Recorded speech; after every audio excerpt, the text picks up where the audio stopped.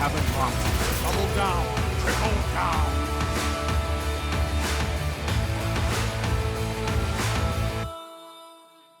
Ladies and gents, my name is Xander, aka Deislayers, and in this video, we're going to discuss and review a classic weapon from way back in the days of Destiny 1, and it's known as the Bad Juju.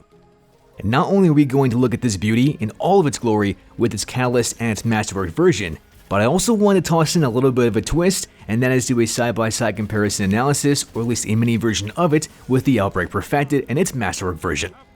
Just to kind of get a little bit of an idea as to where everyone stood, I did a poll here on YouTube, and you guys can tell from right there that the vast majority of you believe that the Outbreak Perfected is better than the Bad Juju. But I'm here to really put this to the test, and how we're going to do so is by looking at the weapon's base stats, their TTK stats, all the different variety of perks, how each one might or might not have a faster TTK, and more specifically, when, and last but not least, a quick little look at the weapon's range, its overall bullet magnetism, and its recoil direction. The only thing we have to do, Deislayers, is to simply sit back, relax, take a chill pill, and eviscerate the notification button, and let's jump right into the video. You guys know the drill, and so the very first thing that we're going to look at is the weapon's PvP stats. But in order for us to understand this, we gotta know the weapon's damage output. And so by now, I'm sure that you've already recognized that this thing is then doing 25 points of damage in the head, and 16 points of damage in the body. Now if we were to associate each one of these two things to an optimal headshot and body shot TTK respectively, we would then discover that this thing is going to require 8 critical headshots in order to attain its optimal TTK at 0.87 seconds. Looking solely at body shots and nothing else, this thing's then going to need 13 body shots to equate to a body shot TTK at 1.6 seconds. Now I'm not gonna lie, that is a very long time. And so in most cases, you're actually probably going to get something in between those two values of 0.87 and 1.6 and simply divide by 2 to get the weapon's average time to kill at 1.2 seconds. Now you might be thinking, okay, well, that's nice, but how does it actually compare to the Outbreak Perfected? To you I say, here's all that data right there on screen. And just know that everything, and I mean everything, is the exact same across the board, and the only difference here is that the Outbreak Perfected has an additional plus 9 times 13 by both its crit damage and body shot damage, and that's all due to the fact that as soon as you happen to get one kill with the Outbreak Perfected, and that kill is a critical headshot, you're then going to spawn 9 nanites, which will then do 13 points damage each if they happen to actually damage the enemy guardians. Now I'm not going to go over all the exotic perks on the Outbreak Perfected, but just know that when the weapon is masterworked, the nanites do 13 points of damage, up from what they were previously without the masterworked version at 10 points of damage. And not just this, if you happen to actually kill another guardian when they already have a nanite attached to them, it's then going to spawn 10 or possibly even 12 nanites. And I'm not really sure, as I can't quite tell from the footage, but just know that when I looked at this by frame analysis, that's approximately how many that you're going to get. The only other thing that I want to mention here about the Outbreak Perfected is that you're never ever going to have that increase in damage output on that very first kill. And so in essence, the Bad Juju and the Outbreak Perfected are always going to be the exact same optimal TTKs and body shot TTKs respectively, at least for that initial kill. Where things get very different is with the Bad Juju's exotic perks, and when the Outbreak Perfected happens to have nanites attached to enemy guardians and you're then killing them. Now I'll get into the latter half of that statement in just a few minutes, but right now what I want to focus on is the Bad Juju and its exotic perks. And so as you guys can tell from right there, this thing just so happens to have short action stock, hip fire grip, steady rounds, hammer forged rifling, and string of curses. The principal perk here that we have to understand is string of curses, and this perk states that kills not only refill the magazine, but increases damage output for a short duration and grants super energy based on the strength of string of curses. Also, it fires in full auto, so that just simply means that we gotta hold on the trigger and adios, bye-bye. Now as soon as you guys happen to get 45 triumphs, I'll show you guys my triumph all in just a couple of seconds. You'll then get this weapon's catalyst, and that will then unlock the perk Unending Curse. Unending Curse states that this perk increases the duration of string of curses, and it does so by 1 second. But before I get into that, I want to take one step back and just briefly explain as to how powerful that string of curses actually is. By itself, string of curses lasts somewhere in between say 3.5 and 4 seconds, but with Unending Curse, that perk increases this duration by 1 second, and so you now have a 4.5 to 5 second time frame before the damage buff actually resets once you kill a guardian. while I show you guys my excellent and beautiful and glorious triumph haul, which might I add I almost have all the triumphs, I'll then explain as to why this is so effective. And it's because if you happen to like the perk like Rampage for example, then you also happen to have on a Rampage spec mod, it's almost going to be like these two things on an curse and string of curses are doing the exact same thing. And so in essence, this is pretty much an amped up version of that. But not just that, it's going to refill the magazine fully, and you're also going to get back super energy the more and more that you stack string of curses. Just so that you guys can kind of get an understanding as to how powerful and really astounding that this one perk is, I want to show you guys a slowdown version of this where I'm truly eradicating, decimating, and annihilating guardians to the afterlife. With the first initial kill, you guys already saw that I'm doing 25 points damage and then 16 points damage. But then as I happen to get into my next kills, you're then going to recognize that I'm doing 28 and 17 points damage, followed by 30 and then 19, and lastly 33 by 20. Yes, my friends, this bad Juju can do 33 points damage in the head when you happen to have string of curses times 3. But as I rewind this, I really want to focus in on my super energy gain, followed by the bullets returning back into the magazine. And so as you guys see this, you're going to understand that I'm getting almost 1/4 of my super energy back just from 4 kills. Guys, this is absolutely mind-boggling and craziness. I mean, I can't believe that I'm doing this myself, and this is happening for you just the same way that it is for me, and this is all due to the fact that I'm stringing string of curses, pun intended.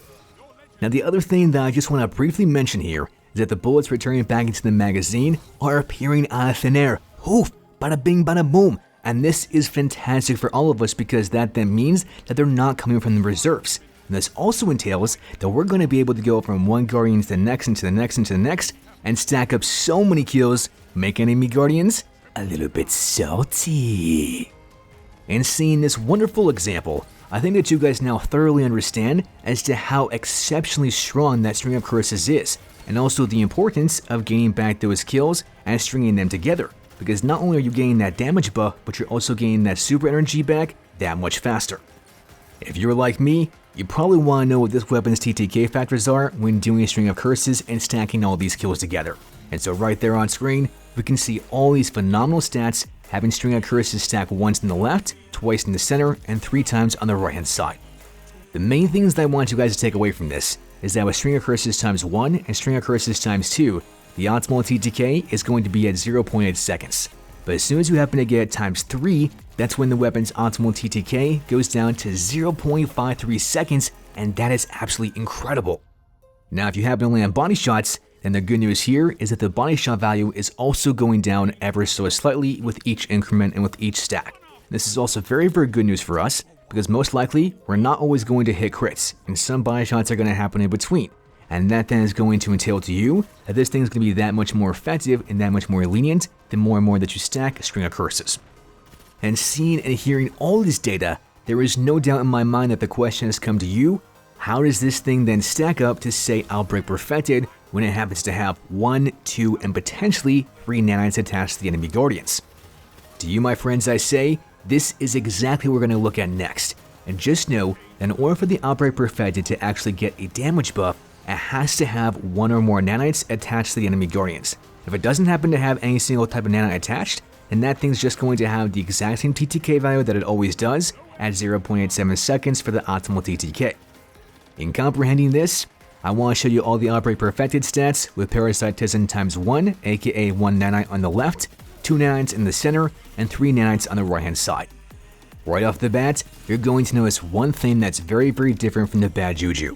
And that's with Parasitism times 1, the bad Juju and the Outbreak Perfected are still going to have the exact same TTK at 0.8 seconds. But as soon as you happen to get Parasitism times 2, aka 2 nanites, that's when the weapon's TTK is then going to go down to 0.53 seconds, and it's then going to stay constant with Parasitism times 3, and once again 0.53 seconds. Similarly as the bad Juju does, this weapon's body shot TTK values are once again all going to go down incrementally the more and more that you happen to get nanites attached to the enemy guardians. And so just to kind of put all this into perspective for you, here's a nice little comparison analysis of all the weapons perks with bad Juju and string of curses times 1 on the left, with the Outbreak Perfected and Parasitism times 2 in the center, and with bad Juju and string of curses times 3 on the right hand side. The key principle that I really want you guys to take away from this is that String of Curses times 1 and Parasitism times 1 are still going to have the exact same optimal TTK at 0.8 seconds.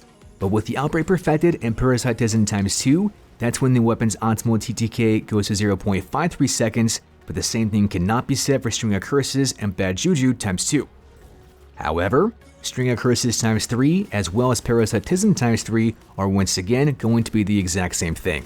And so to you I ask the question, which one of these two weapons is going to be the most consistent of the two?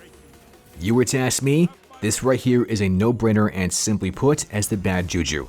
Because with the Bad Juju, as soon as you happen to get one kill, you're then going to be able to guarantee the next damage buff on the second consecutive kills. But with the Outbreak Perfected, it's all dependent on number 1, getting a critical headshot and then proccing nanites, to then hope that those nanites might just ever so slightly attach to the enemy guardians and thus increase the weapon's TTK. The very next thing we have to kind of take a look at is the weapon's base stats. And that's then going to dictate as to really which kind of range engagements and as to which kind of recoil direction and as to which kind of overall bullet magnetism that these things really have. Once again, here is a marvelous side-by-side comparison analysis between the Bad Juju and the Outbreak Perfected.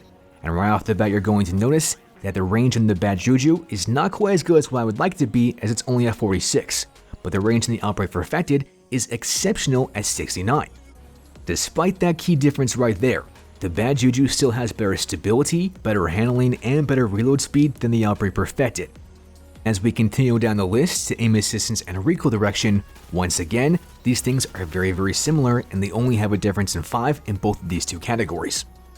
And seeing all these stats, there's actually a couple of things that I really want you guys to take away from this, at least in terms of the weapon's stability and its handling speeds.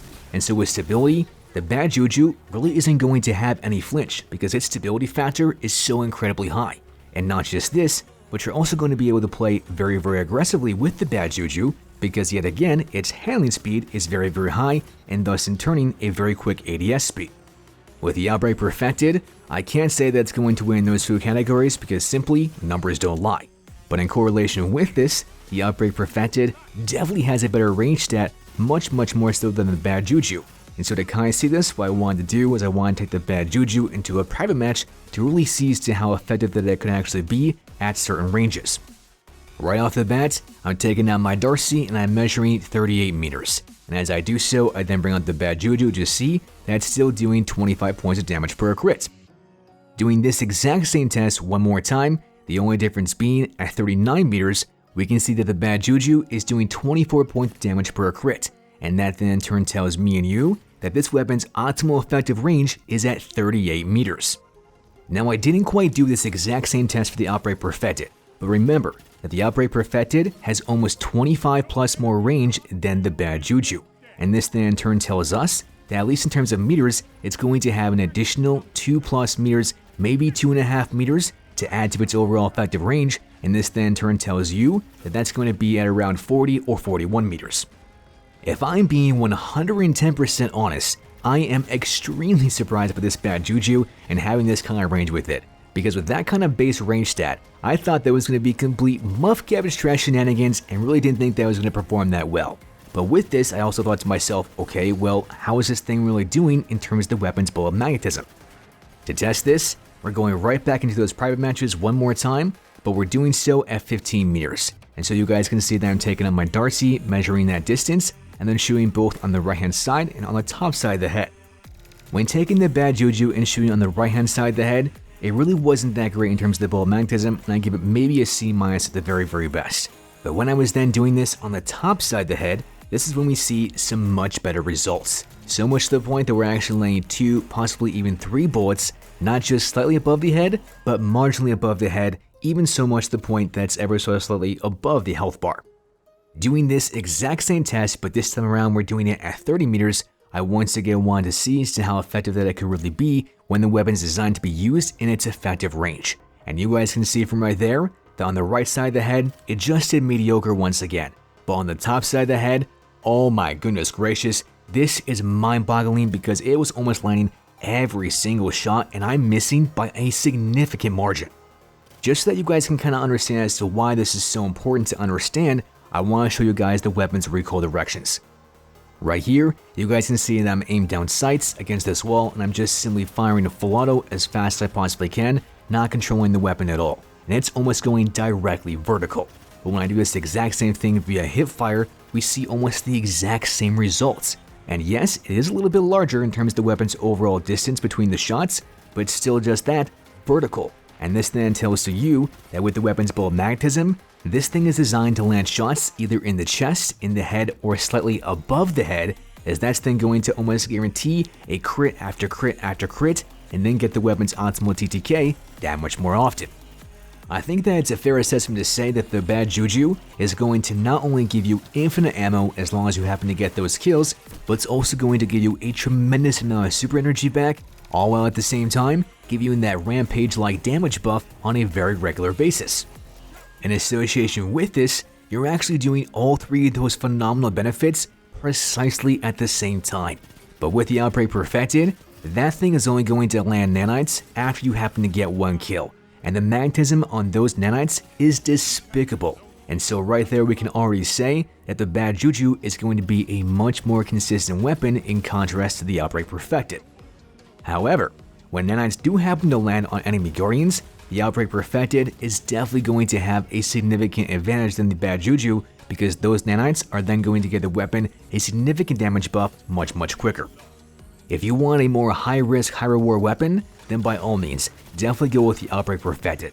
But if you want to have a weapon that's more consistent and more reliable, then the bad Juju is definitely the exotic pulse rifle for you. Having said that, I'm very intrigued to hear all your guys' thoughts on this down in the comment section below. Which one do you think is the best? Is it the bad Juju or the Outbreak Perfected? No matter what you guys say, you all know that I'm certainly going to respect every single word. Lastly, be sure to watch the newest, check the latest, and share, comment, like on social media because you are the greatest. That's pretty much all that I've got for you as of right now, Deislayers. And as always, GG TNT.